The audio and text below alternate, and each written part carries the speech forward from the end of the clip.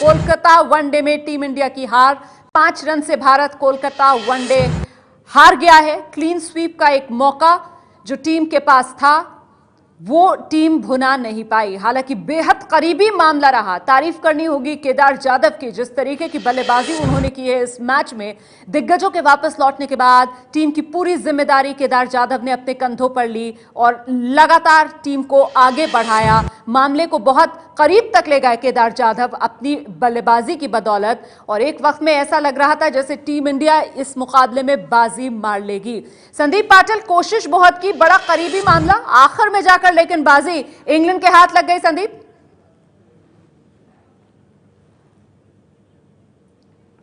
Romana, climax anti climax, मुझे नहीं लगता कि वनडे क्रिकेट के इतिहास में ऐसी सीरीज, ऐसी मालिका, ऐसे 3 वनडे मैचेस किसी ने देखे होंगे। मैं ये कहूंगा कि पैसा वसूल। जैसे दूसरे मैच के बाद मैंने कहा था कि क्रिकेट की जीत हुई है, आज भारत हारा है, लेकिन मैं फिर से कहूंगा कि क्रिकेट की जीत हुई है। 6 इनिंग्स हमने देखे 3 मैच के, 6 के 6 इनिंग में 300 का आंकड़ा दोनों टीमों ने पार किया। दोनों टीमों के लिए मैं ये कहूंगा कि बहुत तारीफ करनी पड़ेगी। और ये एक नया, मैं समझता हूं कि एक नया मुकाम हासिल किया है क्रिकेट में। ये मॉडर्न डे क्रिकेट है। बिल्कुल, जीत क्रिकेट की हुई है। हम सीधे रुख करते हैं न्यूज रूम से। मेरे सहयोगी जीएस विवेक इस वक्त हमारे साथ मौजूद हैं। विवेक, भारत मैच हारा जरूर, लेकिन जिस अंदाज में केदार जाधव ने बल्लेबाजी की है, दिल जीत लिए। जी हाँ, बिल्कुल रोमाना, क्योंकि जब भी कप्तान विराट कोहली बने थे इस पूरे, तो बहुत सारे सवाल थे टीम इंडिया के सामने कि टीम इंडिया का मैच फिनिशर कौन होगा, क्योंकि लगातार हम बार बार देख रहे थे कि धोनी का फॉर्म इतना अच्छा नहीं था इस सीरीज से पहले। लेकिन अगर आप सिर्फ 3 मैच की सीरीज देखें जो चैंपियंस ट्रॉफी की तैयारी के लिए है, भारत ने कई सवालों के जवाब मिल चुके हैं। सिर्फ एक ओपनर्स एक ऐसी कड़ी है जहाँ पर भारत को सवालों के जवाब नहीं मिले। लेकिन मैच फिनिशर के तौर पर केदार जाधव, हार्दिक पांड्या, जिस तरीके से उन्होंने आके मैच में फिनिश किया है, युवराज सिंह की वापस मिडिल ऑर्डर में उनका फॉर्म, महेंद्र सिंह धोनी का खुद फॉर्म में वापस आना, तो बहुत सारी चीज़ें टीम इंडिया के लिए बेहतर हुई है इस सीरीज में। भले ही भारत आज का ये मैच जरूर हारा हो, लेकिन चैंपियंस ट्रॉफी की तैयारी की अगर हम इसको देखें तो कप्तान विराट भी तैयार है और विराट की ये टीम भी बिल्कुल तैयार है। रोमाना, बिल्कुल, चैंपियंस ट्रॉफी की तैयारी के लिहाज से पूरी तरीके से कसरत टीम इंडिया की हो गई इस सीरीज के जरिए। खासतौर से ये आखिरी कोलकाता में खेला गया वनडे मुकाबला, और कोलकाता में ही मौजूद है एबीपी न्यूज संवाददाता कुंतल चक्रवर्ती। कुंतल, कोलकाता में क्लीन स्वीप की आस लगाए बैठे हुए थे दर्शक। निराशा तो फैली होगी, लेकिन एक जबरदस्त मुकाबला, जबरदस्त टक्कर आज जो देखने के लिए मिली है भारतीय खेमे की तरफ से, उसे देखकर तो सबका दिल बाग बाग हो गया होगा। कुंतल चक्रवर्ती, देखिए, मुझे नहीं लगता भारतीय फैंस निराश होंगे यहाँ, क्योंकि भारतीय जो खिलाड़ी यहाँ प्रदर्शन किया है वो देखकर ऐसा ही लग रहा है कि चैंपियंस ट्रॉफी के लिए टीम पूरी तरह से तैयार है। हार्दिक पांड्या, केदार जाधव, इस तरह के मैच विनर्स यहाँ भारत को मिल गया है कि कोई भी मुश्किल स्थिति से भारत यहाँ मैच में फाइट तो दे सकता है। ये इस सीरीज में साबित हो गया है। यहाँ आसान नहीं था, आपको बता दूं कि विकेट पर उछाल था, विकेट पर पेस था, और शाम को ईडन गार्डन्स में खासकर लैटरल मूवमेंट्स मिलता है, बॉल दोनों तरफ स्विंग होता है। इसके बावजूद भी जिस तरह से बल्लेबाजी किया भारतीय टीम, एक समय लग रहा था कि फैंस स्टेडियम से बाहर जा रहे थे जब 5 विकेट यहाँ गिर गया था। उसके बाद भी जिस तरह से कमबैक किया भारतीय टीम, एक समय तो ऐसा लग रहा था कि ये मैच जीत भी सकती है टीम इंडिया। सिर्फ 21 गेंद पर 31 रन चाहिए था, जहां रविंद्र जडेजा से एक चूक हुआ, और उसके बाद वो मैच भारतीय टीम के हाथ से निकल गई। तो बहुत बहुत शुक्रिया आपका कुंतल चक्रवर्ती। कुल मिलाकर मैच बिल्कुल करीबी मामला बन गया था इस मुकाबले के अंदर, और बाजी लग रहा था टीम इंडिया के मुट्ठी में आने ही वाली है, लेकिन कुछ किस्मत भी होती है, और शायद जरा सी किस्मत की चूक जिसकी वजह से टीम इंडिया कोलकाता में क्लीन स्वीप करने से सीरीज रह गई। तो आखिरी वक्त तक डटे रहे केदार जाधव, 90 रन बनाए 75 गेंदों का सामना करते हुए, जिसमें 12 चौके लगाए, 1 छक्का जड़ा, स्ट्राइक रेट 120 की, और इस सीरीज में करिश्मा केदार जाधव का देखने के लिए मिला। ये जल्दी से जरा न्यूज रूम चलते हैं, जीएस विवेक हमारे साथ मौजूद हैं। विवेक, मैच का नतीजा आने के बाद क्या कहा जा रहा है भारतीय खेमे की तरफ से?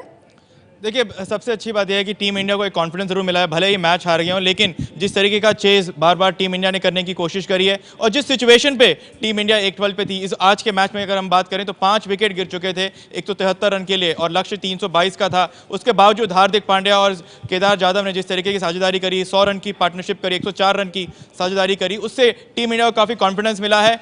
कुछ ऐसे हैं पॉइंट्स जो विराट कोहली का मानना यह है कि टीम इंडिया जरूर इंप्रूव कर सकती है, जैसे कि अपनी गेंदबाजी, लेकिन चैंपियंस ट्रॉफी के लिए टीम इंडिया को बिल्कुल ये उम्मीद है कि वो पूरी तरीके से तैयार है। जी आप रहिए हमारे साथ, हम लौटेंगे आपके पास। संदीप पाटिल का हम रुख करेंगे। संदीप, कुल मिलाकर सीरीज पर हमने जिस तरीके से कब्जा किया, कोलकाता वनडे भले ही हार गए, लेकिन जिस तरीके का प्रदर्शन खिलाड़ियों का रहा, कहा जा सकता है ना कि चैंपियंस ट्रॉफी में बुलंद हौसले के साथ टीम इंडिया मैदान पर उतरेगी। ऐसे में ये जो सीरीज रही है, इसके 3 प्लस पॉइंट्स आपको क्या लगते हैं? उसके बाद मैं 3 ड्रॉबैक्स की भी बात करूंगी, कमियां टीम इंडिया की जहां से काम करना होगा, लेकिन पहले 3 पॉजिटिव्स।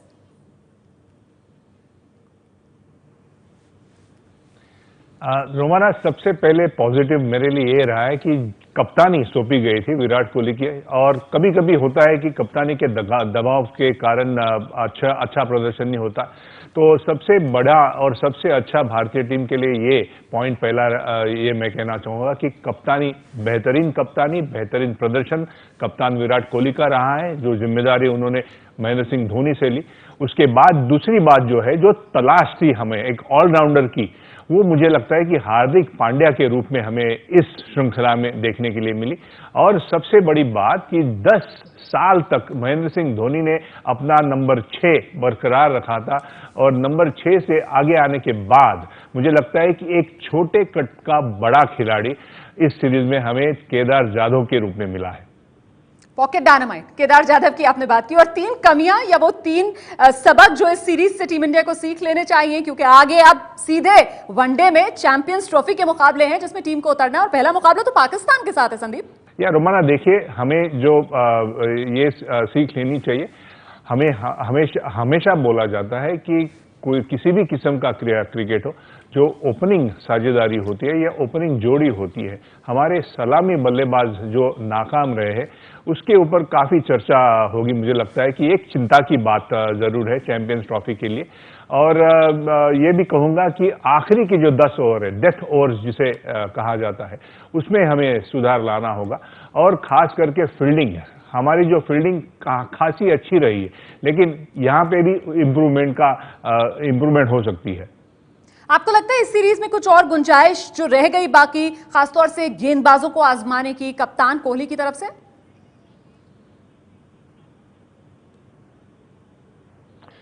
मुझे नहीं लगता कि कप्तान कोहली कहीं भी कम नजर आए एक कप्तान के रूप में, जिस तरह से उन्होंने हैंडल किया हमारे गेंदबाजों को। हालांकि हमने ये देखा है कि पूरे तीनों ही मैच की जो विकेट थी, बहुत ही बेहतरीन विकेट बनाई गई थी, और क्यूरेटर को बधाई देनी होगी जिस तरह से हमारे गेंदबाजों ने गेंदबाजी की। लेकिन हमेशा ये जो दिक्कत या परेशानी हमारे लिए रही है, जो भी बड़े मैच, जब बड़े टूर्नामेंट के बड़े मैच में हमें हार का सामना करना पड़ा है, तभी ये डेथ ओवर जो है, यहाँ पे काफी मुझे लगता है कि यहाँ पे ध्यान देना होगा। जी, हम जरा न्यूज रूम लिए चलते हैं दर्शकों को। जीएस, क्या इस निर्णय के बाद टीम इंडिया के खेमे से कोई सामने आया, कोई बड़ा बयान क्या अब तक कोई सामने आया? और साथ ही आपको क्या लगता है, खास तौर से अगर सलामी जोड़ी की पहले बात कर ली जाए, तो ऑप्शंस आने वाले वक्त के लिए, चैंपियंस ट्रॉफी के लिए टीम इंडिया के पास क्या? देखिए रोमाना, जो भी खबर मिल रही है टीम इंडिया के कैंप से, हालांकि अभी कप्तान विराट कोहली प्रेजेंटेशन पार्टी में नहीं आए हैं, लेकिन जो खबर हमें यही मिल रही थी कि टीम इंडिया की तरफ से, कि टीम इंडिया के पास, अगर आप देखें इस पूरे सीरीज में, भले ही हम ये 3 मैचेस हैं जहां पर टीम इंडिया को तैयारी करनी थी, लेकिन कप्तान विराट कोहली ने कोई बहुत बड़ा बदलाव नहीं किया, क्योंकि विराट कोहली के हिसाब से टीम इंडिया बिल्कुल तैयार है, और इनका जो प्लेइंग 11 है वो भी लगभग बिल्कुल तैयार है। और जहां तक खबर यही आ रही है कि टीम इंडिया अभी भी प्लेइंग 11 में रोहित शर्मा और शिखर धवन के साथ ही बतौर ओपनर प्लेइंग 11 में उतारेगी, और अजिंक्य रहाणे को बतौर बैकअप रखेगी मिडिल ऑर्डर के लिए, और राहुल को शायद ओपनिंग का बैकअप रखा जाए। जहां एक सवाल है टीम इंडिया का, वो यही है कि अभी तक भारत को एक front line seam bowling option नहीं मिला। वो शायद आशीष नेहरा हो सकते हैं इतनी उम्र के बावजूद, या फिर मोहम्मद शमी हो सकते हैं, लेकिन अभी महीने का एक आईपीएल बचा है, अभी ऑस्ट्रेलिया का टेस्ट सीरीज बचा है, तो बॉलर्स को लेकर अभी क्वेश्चन मार्क जरूर है, लेकिन टीम इंडिया का बैटिंग लाइनअप बिल्कुल तैयार है। तो कहीं ना कहीं संदीप पाटिल, जिस तरीके से जीएस विवेक बता रहे हैं कि बैटिंग लाइनअप पूरी तरीके से तैयार, गेंदबाजों को लेकर जो कुछ सवाल हैं, आने वाले वक्त में आईपीएल भी होना है, वहां से भी क्या जवाब मिलने की उम्मीद कर सकते हैं हम?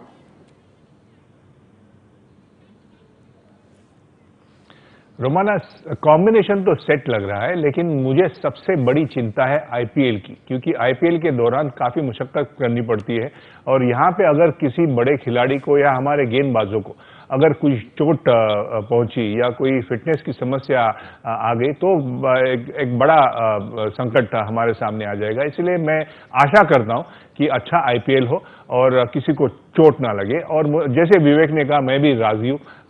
रोहित शर्मा का आना तय है और आना ही चाहिए उनको, टीम में जगह उनकी पक्की है। और शायद अमित मिश्रा के जगह पे मोहम्मद शमी का विचार हो सकता है। तो मतलब आप कह रहे हैं कि कमोबेश ये पूरा स्क्वाड ऐसा ही रहेगा।